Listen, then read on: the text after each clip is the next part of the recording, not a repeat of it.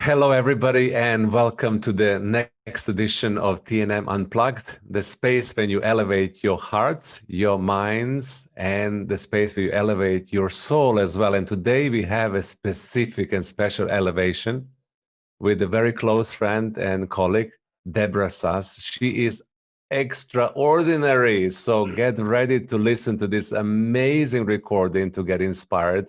I got inspired by her post on the social media, and then I called her and I said, we have to record the podcast.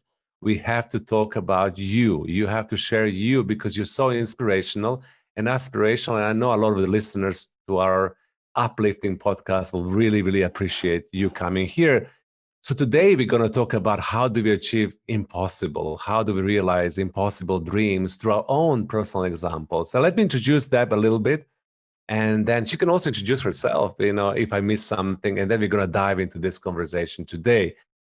So Deb, she's founding partner of the Space Hero Media. If you've never heard about Space Hero Media, this is something that you're going to be hearing about shortly. This is extraordinary, amazing project. Deborah is going to talk a little bit about this with us, just to introduce it from her own perspective. She is also a seasoned entrepreneur. She has been in the entertainment industry for a very, very long time. She traveled around the world. Throughout the years, she has worked with the media groups, with technology, with big brand names. She was also working in newspapers, on the UK TV channels, also in Australia. She's just this multidimensional, galactic, multifaceted, multi-talented human being who is just able to achieve, impossible when she puts her energy into it. Now, as I was reading, a few days ago to the Deb post on the social media, this kind of caught my eyes that she was saying, I left formal education in my teams. I don't have MBA. There is no letters after my names or no certifications on my walls. And here I am. I'm running a space media business from my farm in Ibiza. And I was like, oh my God, this is so inspiring. I even have a goosebumps when I talk about it. Because, through her example, she's saying to us that you need to be you and you can be successful in anything that you desire to achieve or accomplish. So, Deb, welcome. I think I'm going to have to hire you to do my introductions everywhere. When we record this podcast, people usually tell me that they say, oh, your introductions are a lot like the trumpets, and I love doing that because sometimes when you mirror to people who they really are and how do you feel them in your heart, it's good for them to hear. It's good for them to experience. So yes, so welcome. Thank you. Thank you very much for having me.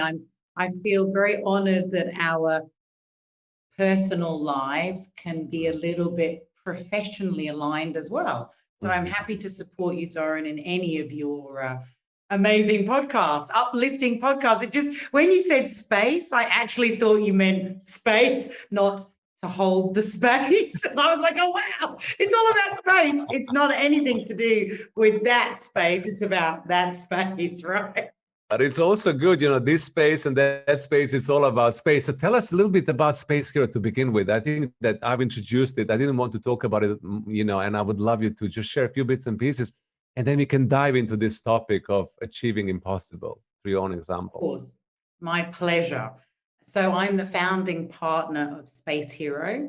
Space Hero is a global competition show on television, but a global television show where we are sending the first normal person, that's a non-billionaire, non-astronaut, non-military person, to the International Space Station for the first time ever, and that person will be found on a TV show. That ticket is $55 million. It is the biggest prize ever given out on television, ever. Ta-da! Ta-da! I'm ready to go. So I think I can not only talk about my journey, but also give you a little bit of background about Space Hero, because I think both of them are very intertwined. The So first thing I want to say to your audience is that absolutely dreaming big is, of course, what we all do as kids, maybe as teenagers, it starts to get a little more realistic. But fundamentally, I wasn't born thinking I was going to send the first normal person to space. But everything that I did led me to a place where I was in the right place to make a business decision, to raise money, to put a team together, to know the right strategy to be able to achieve it. So the show itself is very simple. This type of TV show, Zoran, has been on television for 2 decades, 20 years. Wow. Cakes, modeling, being a chef. I mean, Top Chef, Master Chef, top next top model, American Idol, Pop Idol, The Voice. I mean, it's a format in the media world that everybody's familiar with. Unfortunately, or fortunately, reality TV has dumbed us down. So much so that when you create a show that actually does the opposite, it smartens people up, people are a little scared. They're a little fearful because they don't know. They don't have anything to compare it to. So the show itself is simple. We will announce it publicly next year in a global way. We are in dialogue or negotiations with all the major platforms. So there's only 9 of them in the world: Apple, Disney, National Geographic, Amazon Prime, Netflix, etc., etc. We will announce who the distributor will be next year.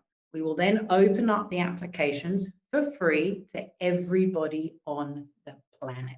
And that is really cool because space is actually inclusive, not exclusive. So we're not excluding anybody.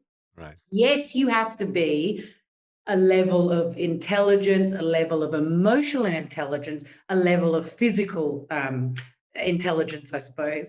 So you do have to have an all-round perspective.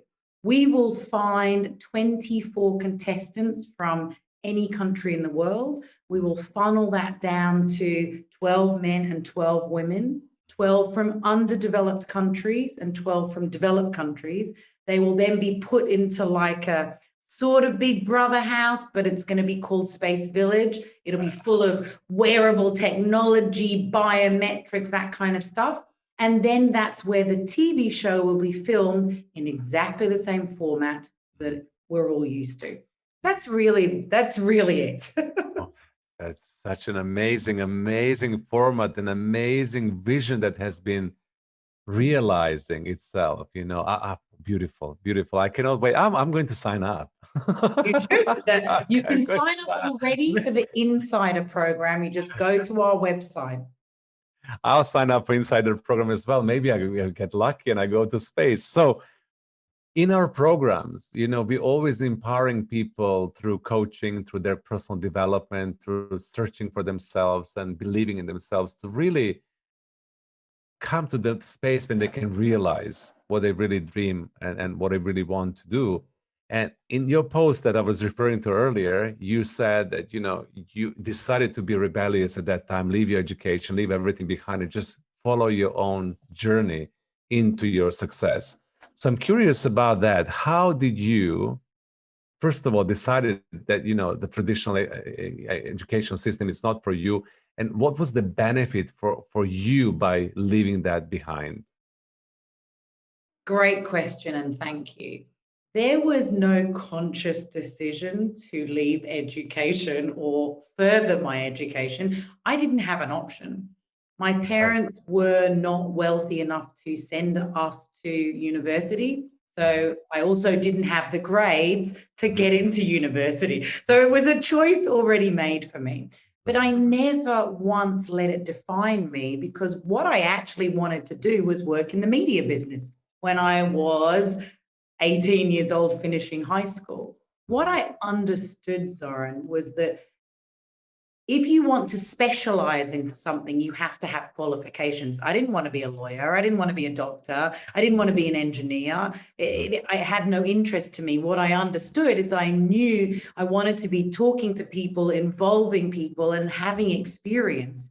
And I started at the very, very bottom of a media company when I was about 18. Wow. And I was actually cold calling. If people on your listening even know what that is.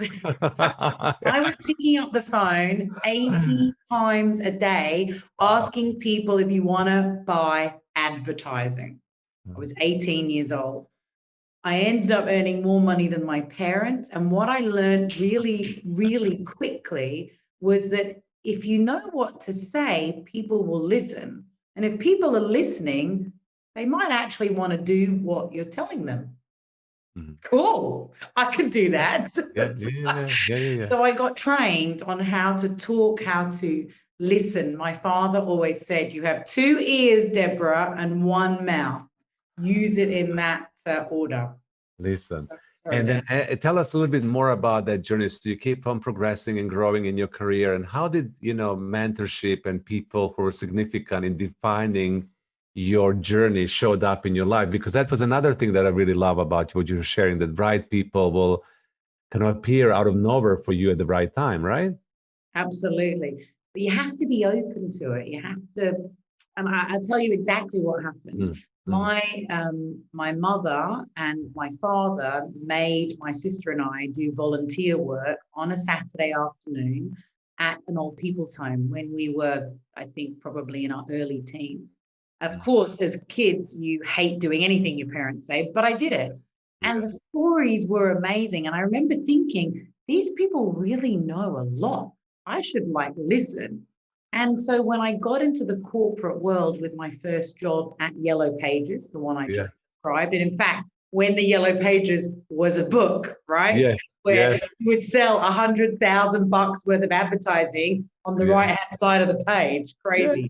Yeah. So I knew that by having older people in my life, I was learning the mistakes that they made, and I just wasn't going to make them.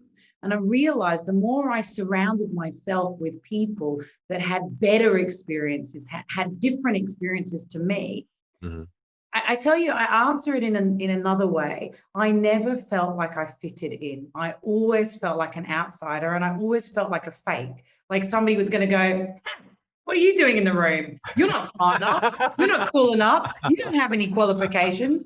And it was in the back of my mind for maybe a decade. But the more I rose up in my career, in the companies I then got asked to come and work at, the companies I ended up running, the more I realized that by having all these older people that maybe most people kind of like, there is so much wisdom in our older generation. And I am a huge advocate that when we start to look towards the people that have been in our universe in generations above us, we will learn the things that we need to make sure we support and survive in this generation. Got it. So, by just you putting yourself into that circumstances, the right people showed in your life. And also you mentioned something really important, that you need to be open. If you are not really open to listen, to embrace what's coming at you, if you're not able to recognize the messages along the way, then you simply, bypass them and they never penetrate your universe. So you were open at that time, right? To hear, to listen, to get. I'd like to look in hindsight, I'd like to think I was open. I think that my parents were so laissez-faire with our kind of upbringing. They never said you have to do this, you have to do that. So for me, I was always questioning if I did something wrong, like, did I do something wrong? Did I not listen to the instructions? How can I be better? How can I be a better friend? If I had fights with my girlfriends, if I fell out with my boyfriends, etc., etc. In my mind, it was always a teaching opportunity to understand how not to make that mistake again. And, you know, unless you're really, really, really silly, the universe gives you lots of signposts and teaches you lessons. And if you keep making the wrong mistake, the same mistake, Okay. basically you're not hearing what the universe is telling you. Yeah, you're like, like that. Women who pick the wrong types of men time and time Time and time again. again. Yeah. The universe is telling you, this is an asshole. Walk away. Be proud, be firm, be strong, know that you know what is best for you. It's about, I think we need to remember that we have everything. We are a blueprint that is already perfect. And what we are learning from the day we're born is how to recognize all the brilliance in our own lives. But we kind of forget because we look at the neighbor, we look at the friend, and they've got a bigger house, or they've got a bigger car, or they've got better clothes, or they're skinnier, or their ass is whatever. But actually, it's none of that. It's all about what you have inside.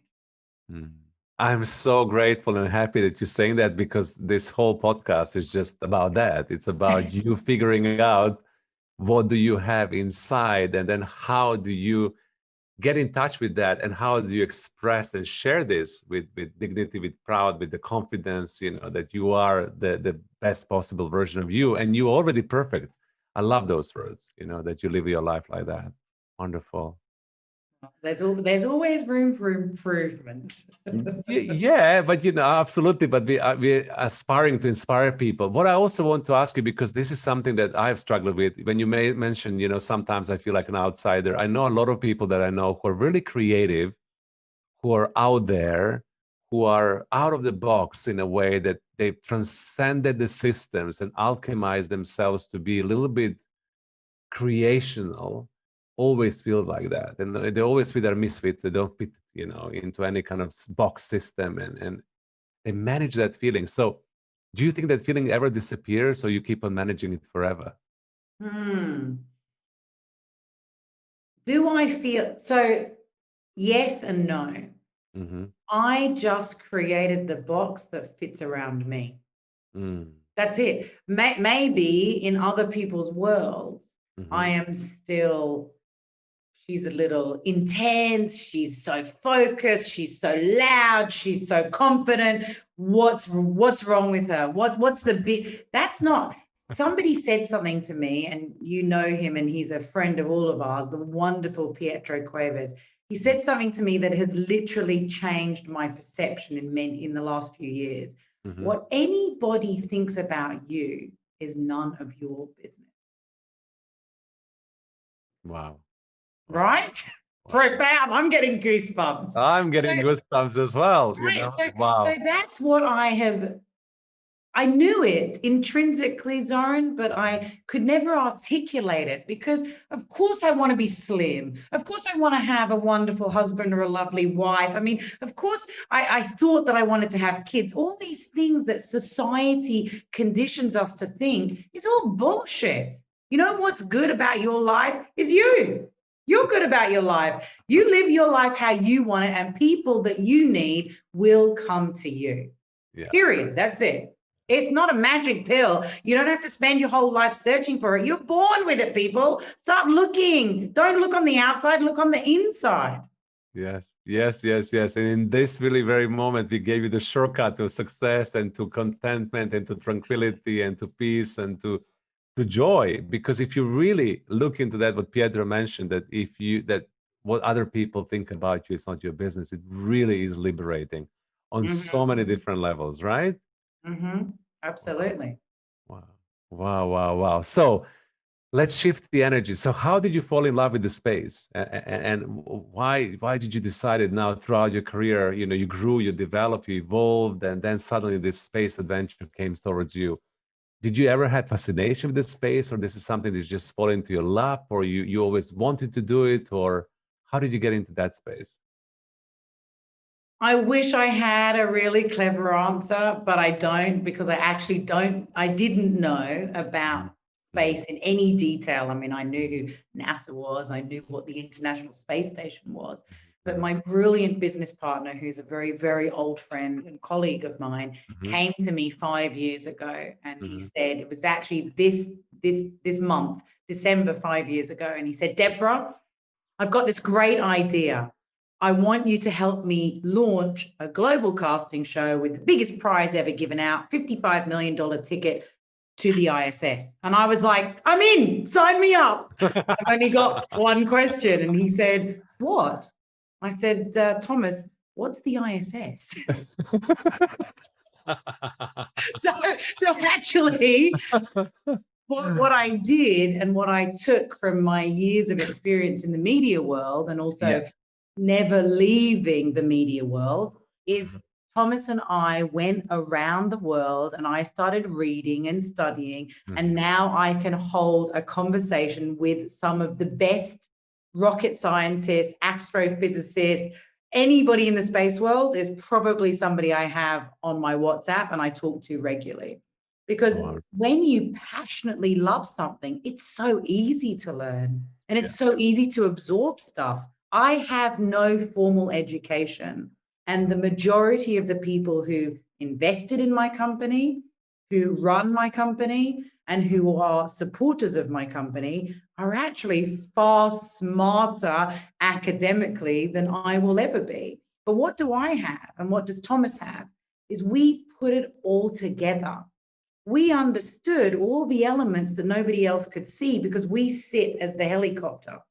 And when the space industry saw that, how could they not support us? Of course. How can they now not? we have formal agreement with 30% of the world's governments through their space agency.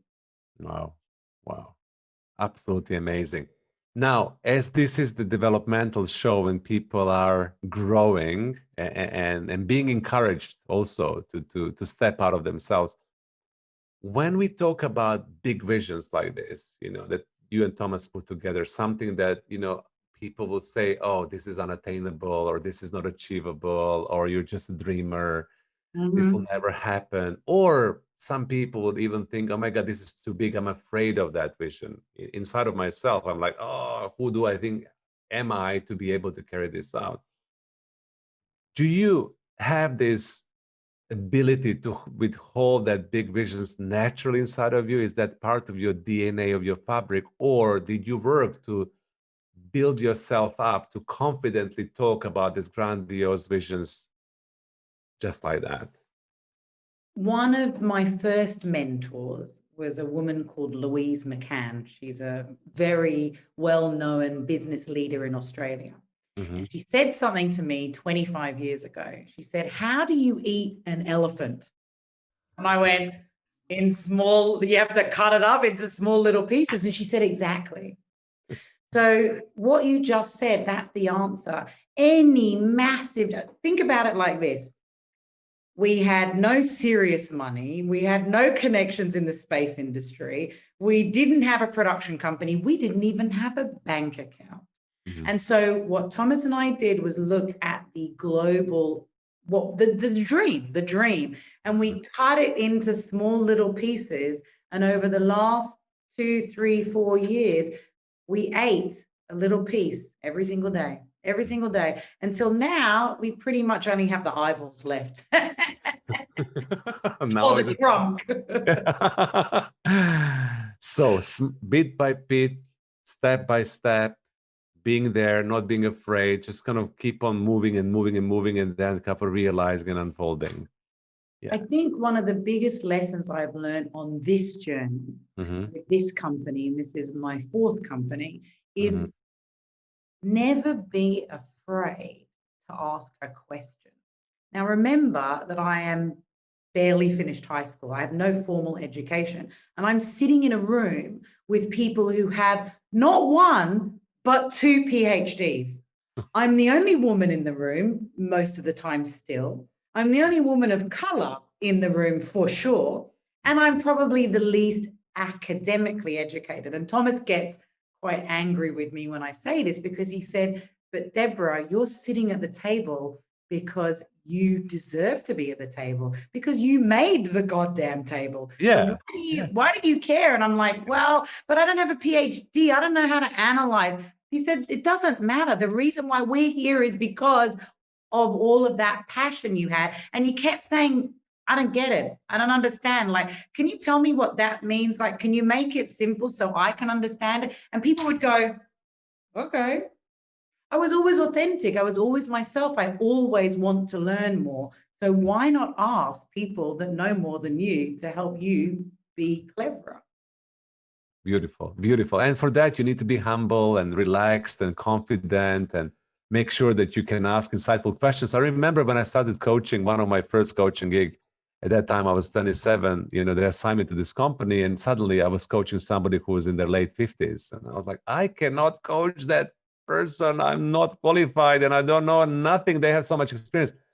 And then I was just relaxed into asking powerful questions, and coaching is about asking good questions as well. And this guy came to me after this conversation, told me this was the most extraordinary coaching sessions I've ever had in my life. And I was like, why? I was so nervous to coach you. At the end, I admit it. I was so nervous and asking, why was this extraordinary for you? I just need to know, I'm learning. He says, because you're so curious. And nobody asked me these curious questions ever. And nobody got me to think about those thoughts, even let alone express and formalize it. And then you're listening and you're summarizing and you're able to conceptualize and then share it. And I think that's the gift. That's the gift, Asking why. Exactly. In a business sense, we're always taught, ask why. Why do they want that revenue? Why do they think that that's going to work? Why is that the go-to market strategy? All of those things, it comes back down to exactly when we feel intimidated, it's a challenge for us to overcome that. But people like you and I always overcome that because we know there's something more. From a feeling of discomfort will always come growth. There's so many wisdoms of pearl or pearls of wisdom that you're sharing right now. I just want to highlight them all on the screen. That level of discomfort is so important as well when you are able to sit with it and the growth comes out of it. Yeah. So you also mentioned in this post that inspired me to call you to coach that you're really passionate about young women, being in their power and starting up and creating the businesses and moving from one company to another company. What is your message to the younger women? And we do have, a lot of young women listening to this program as well. What would you like to share with them? We no longer have to be in the image of a strong man. We just have to be strong women. And it's taken me years to understand that. When I got into business in my 20s, apart from the fact that was 30 years ago, well, 20, 25 years ago, there wasn't a lot of women in leadership. We didn't have a lot of role models. What did I understand is that I didn't have to show my leg, my boobs. I didn't have to flirt. I didn't have to, I'm not even going to say it because we've all been there as we understand. Women in business. But now I have made the path easier for every young woman because I refused to be silenced. I refused to settle for the status quo. And you guys just need to feel that you have value because you do. Because you are the next generation of leaders. You are the next generation of entrepreneurs. And let me tell you, it's a lot easier now than it was 25 years ago when I started. So just do it. There's never a better time to start. Another thing that I learned through building apps is that it's never going to be done. Like never. If you wait till it's perfect and no, but what about this and what? Just get out there. Open your mouth. Ask for help. Ask for investment. Pitch your product, pitch your service, just go for it. And if you make mistakes, then you know what? You're going to learn and you're going to get better in the next pitch and you're going to get better with the next product. But just start. Do not overthink anything anymore. Just do it. Nike, just do it. Nike, I was just thinking about that slogan. It's really genius. It's really genius. But it is for me, and this is where you and I really are in congruency and coherence because coaching mantra is also just do it. Never be afraid just to step up, even if it's not ready, even if it's not finished, even if it's not polished. You just show up and you just do it. And as you're doing it, you're learning about it. You're learning about yourself. You're learning about business, and you're putting yourself in front of other people, out there. Even if you're vulnerable, even if you say, I don't know, this is an experiment. I use this sometimes. This is an experiment. We're learning from this experiment. This is not a polished, pitch or product or service, and so on and so forth. So it's important to have this courage. Did you have this courage naturally all your life, or this is something that you got in last years or later in your life? I was most definitely born with gumption, as my mother would say. I had the ability to always ask questions, and I never thought, even as a kid, I should know the answer, or I just asked because I was curious, and I remained curious. I'm very lucky. I honed my self-confidence, but I was born with it. It really was very natural. That's beautiful. That's beautiful because, again, when you are talking, I always felt that in our conversation, even on this podcast right now, that your confidence just comes across. And I know a lot of young women, for example, that you're empowering with the last part of our podcast. Sometimes I struggle with that. They, they can be a little bit shy and behind the scenes and not really willing to express themselves. So it's also about, how do they build that level of confidence that will show up to life, right? When I first started in business, it was all about aggression. Women, especially women of color, it's like that if we're emotional, we're angry. If we're passionate, we're too emotional. Like, actually, if you're really passionate about something, you have a deep feeling of connection to that thing, whatever that is. It's your art, it's your business, it's your idea. Why wouldn't you talk about it? You don't have to be aggressive. You don't have to be in your face, but you can talk about something from your heart because it's actually in your heart. That's what passion is, right? Doing something from your heart, being authentic. That is where we really like everybody to be in their heart and be authentic now more than ever, right? Now we're in a really, really important crossroads for humanity, for our evolution, for the development, where you're invited to stay in that heart and really show and share our passion. Yeah. Well, you do every time you do a podcast, so thank you for that, Zoran. Yeah, and you do every time you speak, to everybody that knows you. So we're kind of coming close to our conversation today. Where would you like to leave our audience? We went places, we shared your life story, we went to the space here, we shared, what is important. We also talked about empowering young women and through your example as well, who you are and what you are. Where would you love to leave our audience with? What do you think is your final message after this conversation?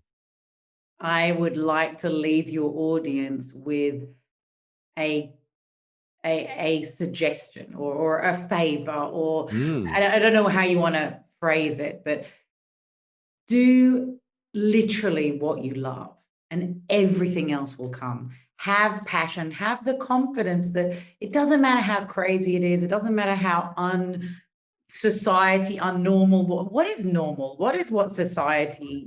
If we have the ability to create, to communicate, then we have a God-given right to make that path and let other people come through it. So I've done a bit of my job, guys. Now it's your turn to start paying it forward and making that path your own.